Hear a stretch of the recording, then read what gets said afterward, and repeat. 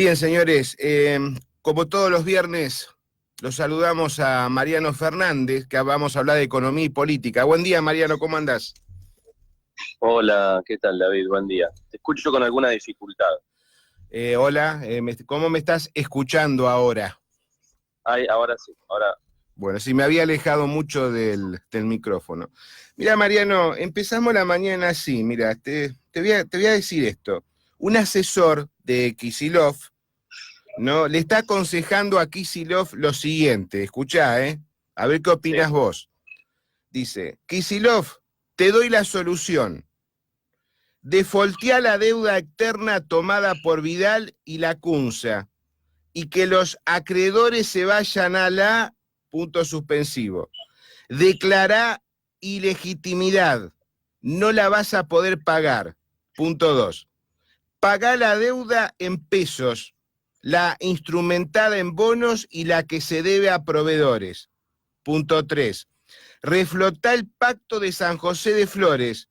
Ordená al Banco Provincia que emita moneda propia, no bonos redimibles por pesos, sino moneda provincial autónoma.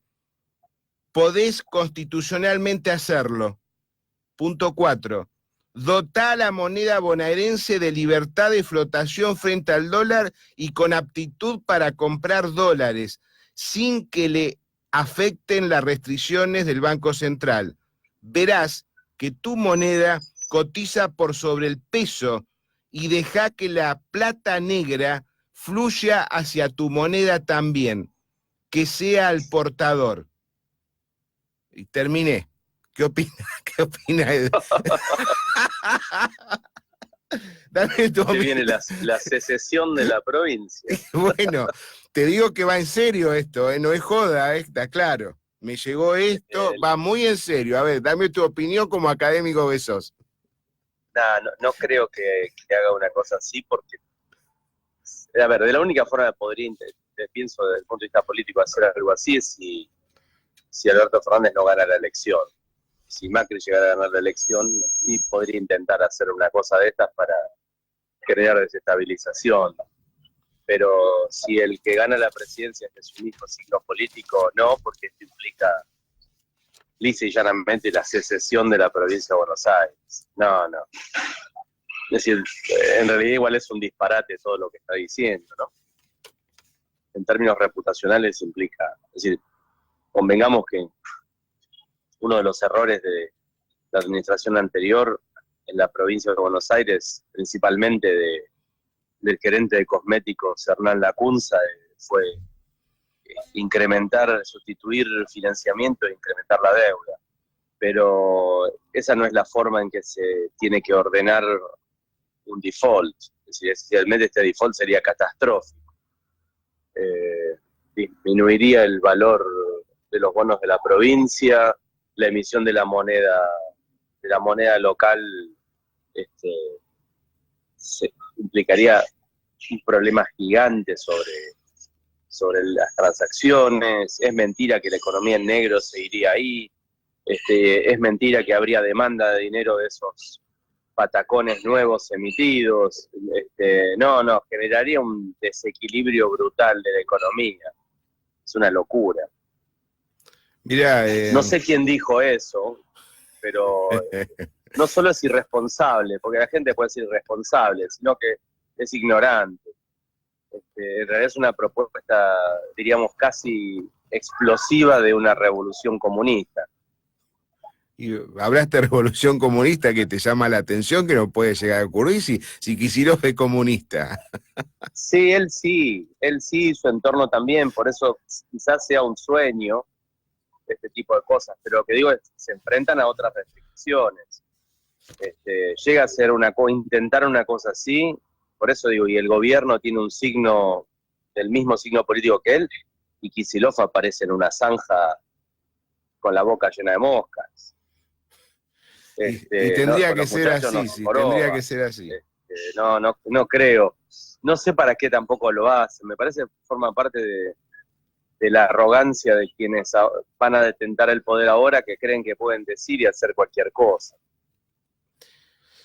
Mira, soy bastante escéptico, Mariano, y soy consciente que estos tipos son capaces de cualquier cosa. Vamos a cambiar de tema.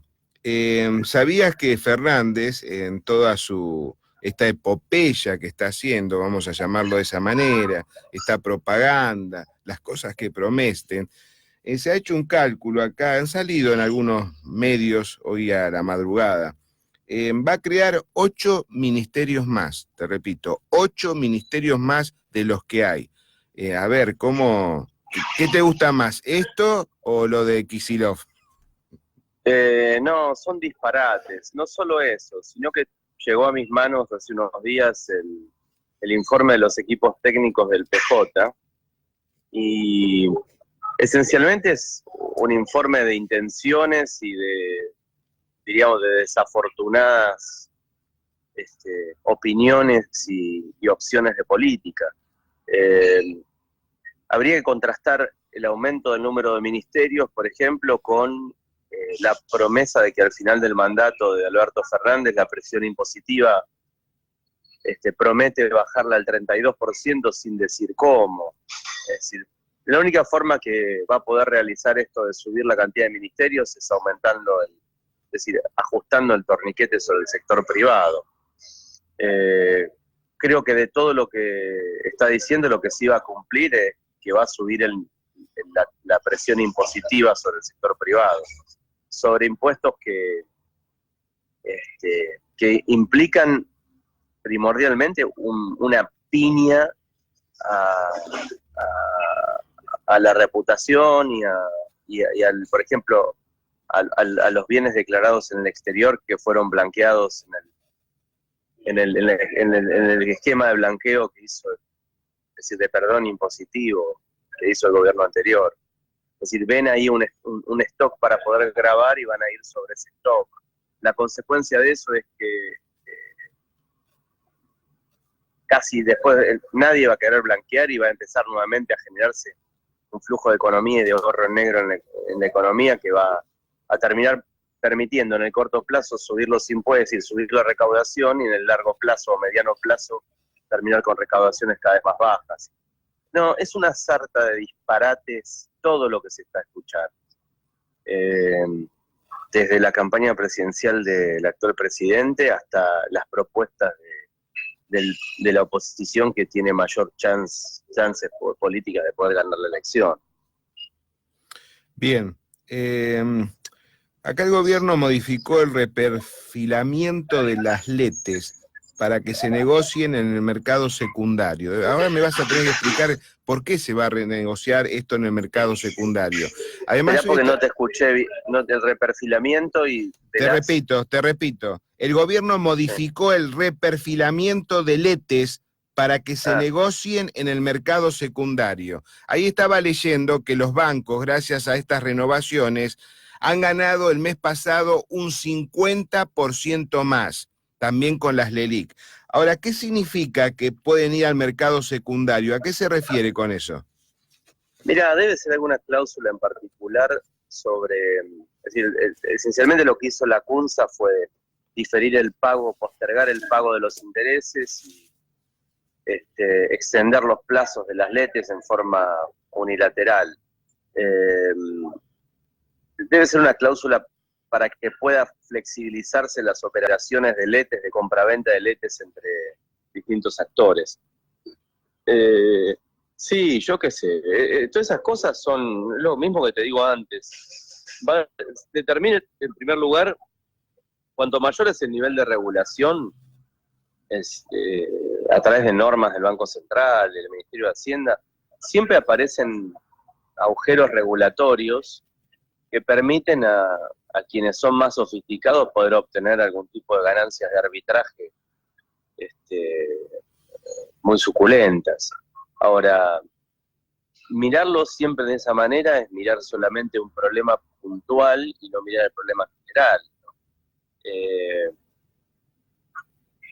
El punto es, cuanto mayor es el nivel de regulación, aparece la opción de tener rentas monopólicas. Y se trata de esto, es decir, los bancos pueden ganar hoy esto, pero mañana, si el gobierno defaultea o reprograma las LELIQs, todo lo que ganaron, que es contable, lo pueden perder overnight, de un día para el otro. Hay que tener cuidado con eso de aumento de la tasa de beneficio de los bancos. Fíjate que hay un elemento, si esencialmente los bancos estuvieran parados sobre una curva de rendimiento, es decir, de rentabilidad creciente, se debería haber reflejado en los ADRs y en el precio de las equities de los bancos. Y lo que vemos es que están colapsados, porque lo que refleja es que más allá de las ganancias contables que puedan tener por las tenencias de LELIQs, hay un riesgo muy fuerte de default sobre esas LELIQs. Bien.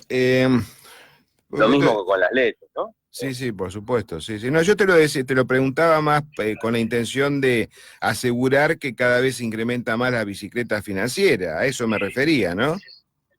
Bueno, pero eso es una consecuencia del control. Vos fíjate, el control de capitales que determina que aumente la demanda de bonos, la demanda de algunas acciones para poder iniciar un proceso de salida de capitales. Entonces inicia un nuevo negocio, que es el negocio de operaciones que permiten sacar capitales al exterior en busca de refugio.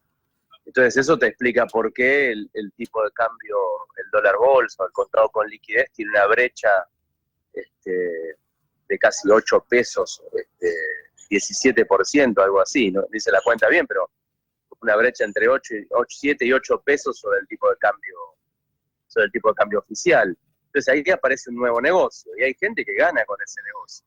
El tema es que si uno mira, siempre es importante mirar esto con una visión de equilibrio general. Es la consecuencia de la regulación, porque está bien, si no hago control de capitales, ¿qué sucede? Y el tipo de cambio explotaba. Y ese es un mecanismo de ajuste. El tema es que el gobierno no quiere que el tipo de cambio explote por temor a la aceleración inflacionaria. Pero cuando pones la olla le metes presión a una olla y bueno, va a terminar explotando peor en algún momento hacia el futuro. Entonces terminamos siempre tomando decisiones que son subóptimas por no afrontar o no asumir los costos de los líos, de los errores que se cometen en las acciones de política monetaria y fiscal. Bien. Lo que te voy a preguntar ahora también está relacionado con este disparate que le están aconsejando acá a Kicillof. O sea que va adunado, ¿no? Vos fíjate, las provincias están totalmente en riesgo. El peso de la deuda sobre los recursos se duplicó en 4 años. Con esta situación, ¿qué disparates pueden implementar los economistas provinciales como para tratar de manejar algo más o menos estable o coherente y salir de este atolladero? Mira, hay un temor que yo tengo, y es que una de las consecuencias del salto cambiario es que en distintas proporciones, ¿no? Las provincias tenían emitidas deudas en dólares. La devaluación lo que hizo fue alterar la posibilidad o la capacidad de pago de las provincias. Ahí tenemos provincias que están súper endeudadas en términos absolutos, la provincia de Buenos Aires y la ciudad de Buenos Aires, pero el resto de las provincias, si lo consideramos en términos de su capacidad de repago de la deuda, por más que tengan un stock de deuda más bajo, desde el punto de vista de la solvencia, tienen graves problemas. Uno de los temores que aparece ahí es que en el próximo gobierno las provincias presionen a la nación para que la nación se haga cargo de las deudas provinciales y que inicien el proceso de renegociación, es decir, de default, en forma conjunta.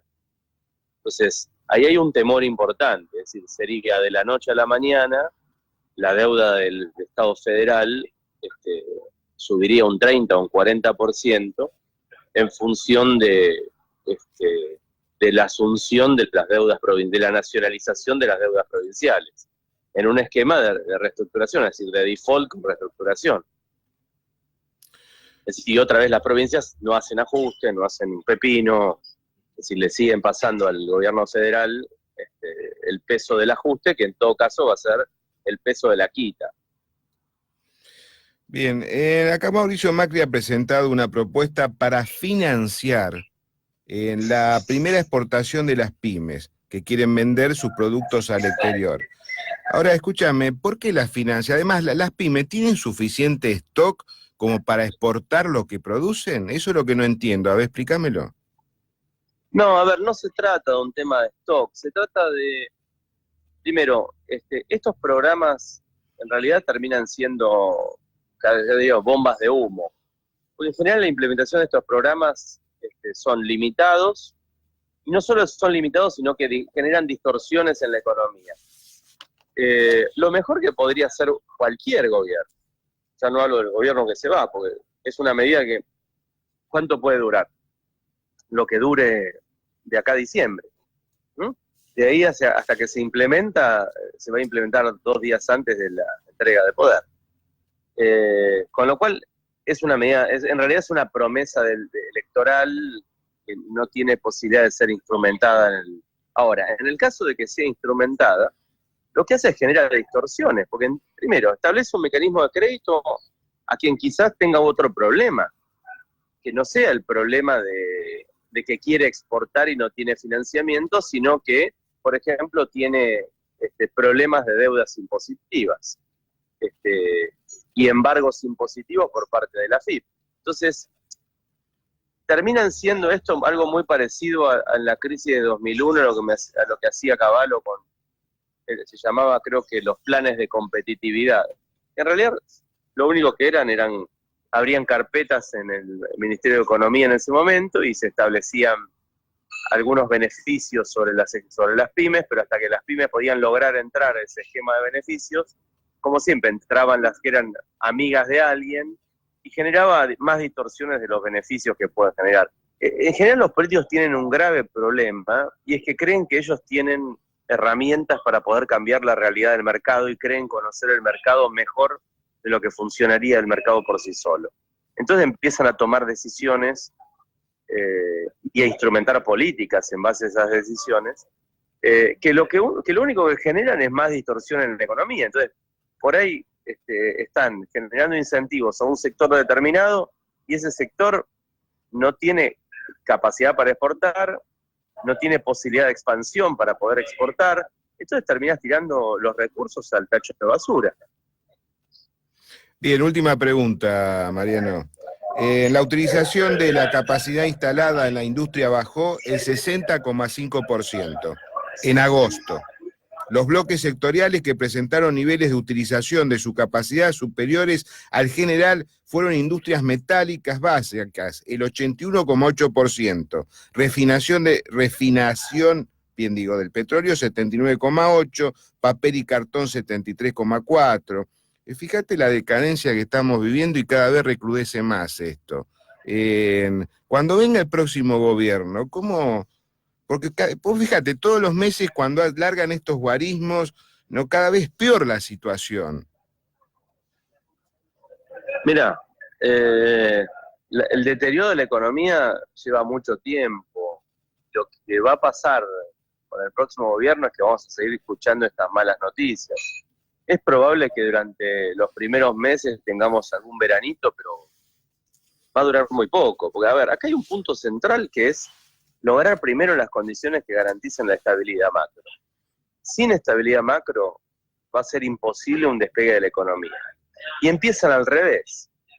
Todos, ¿sí?, empiezan no por encontrar el equilibrio dentro de los números macro, sino por solucionar incendios puntuales.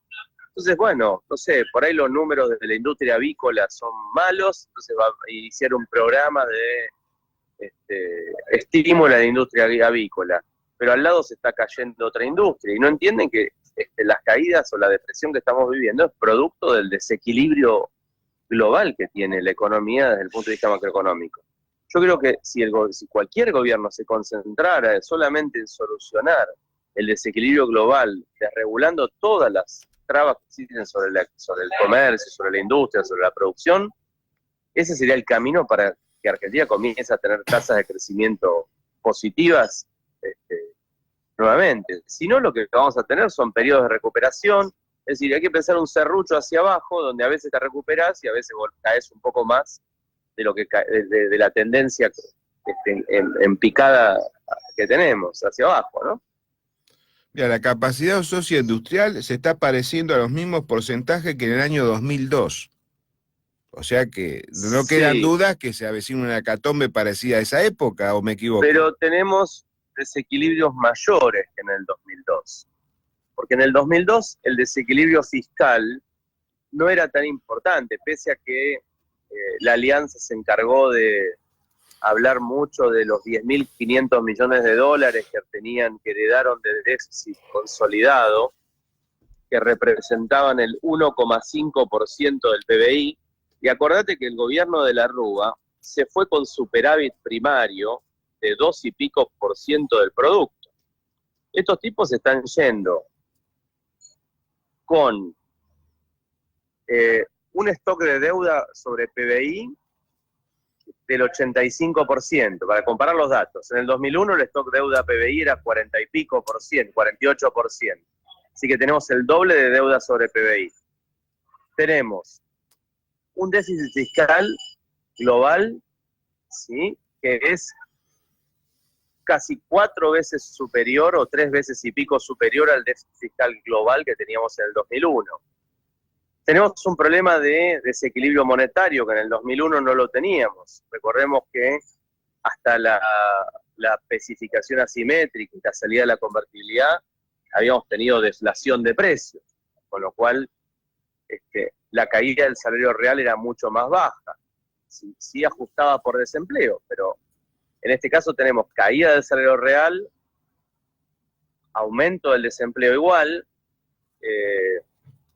y después tenemos un desequilibrio fiscal aún mayor. La presión impositiva sobre el sector privado era de 22 puntos del PBI aproximadamente. Hoy la presión impositiva sobre el sector privado la duplica.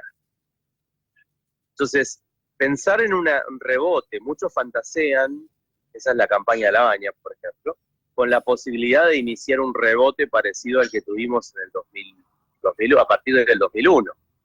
Y eso no es posible con las mismas características. Es decir, un gobierno puede lograr en el corto plazo un rebote, pero el rebote puede durar 6 meses. Porque la economía está más desequilibrada que antes. Entonces, yo creo que el camino de esto es más recesión y aceleración de la tasa de inflación. Bien, Mariano, como siempre sos muy atento, me despido de vos y no me cortes que vamos a hablar por línea privada. Bueno, abrazo, ¿eh? Gracias.